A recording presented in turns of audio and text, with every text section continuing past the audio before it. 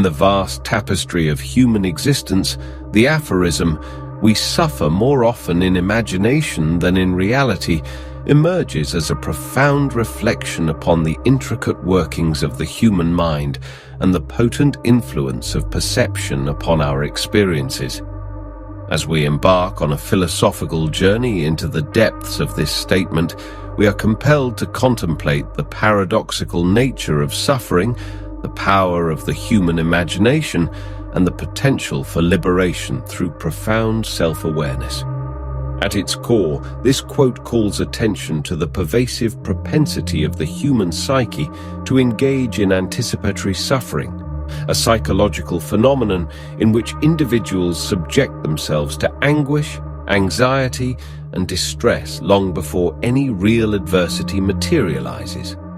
This predisposition is intricately tied to the human capacity for imagination, an extraordinary faculty that enables us to traverse the realms of past, future, and the hypothetical. Philosophers have long grappled with the notion of suffering, seeking to decipher its origin and significance in the human experience. Thinkers like Schopenhauer have regarded suffering as a fundamental aspect of existence, while existentialists like Jean-Paul Sartre have explored the psychological and existential dimensions of anguish. However, this quote invites us to consider a different facet of suffering, one that often remains concealed beneath the layers of our mental projections. The human imagination, while a source of creativity and innovation, can also become a crucible of suffering when misdirected.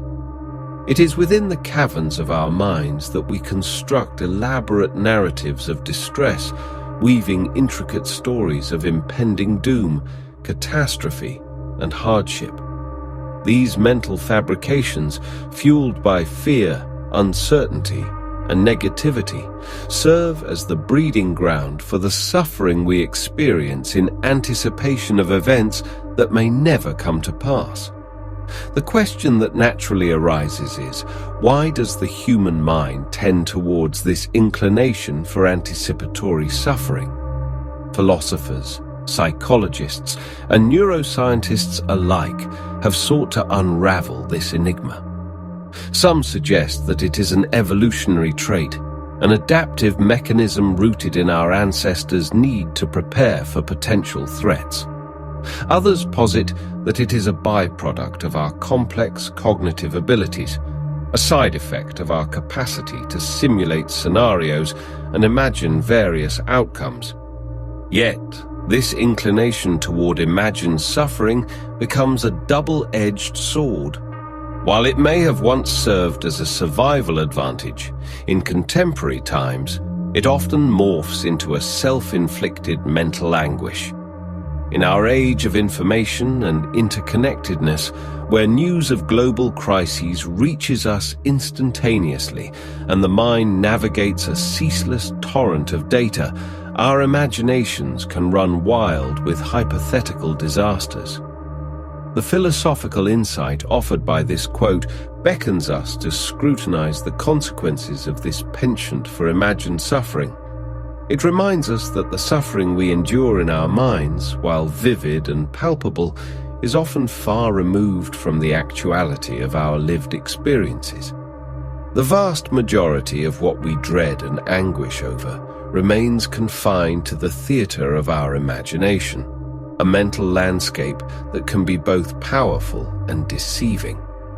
Yet, within this very realization lies the key to liberation. To recognize the dominion of our own minds over the suffering we experience is to embark on a transformative journey towards self-awareness and emotional freedom. It is an invitation to confront the distortions and fabrications of our imagination, to discern between the real and the imagined, and to reclaim agency over our mental landscapes. In conclusion, the quote, "We suffer more often in imagination than in reality," unfolds as a profound contemplation on the human experience of suffering and the remarkable role played by our imagination.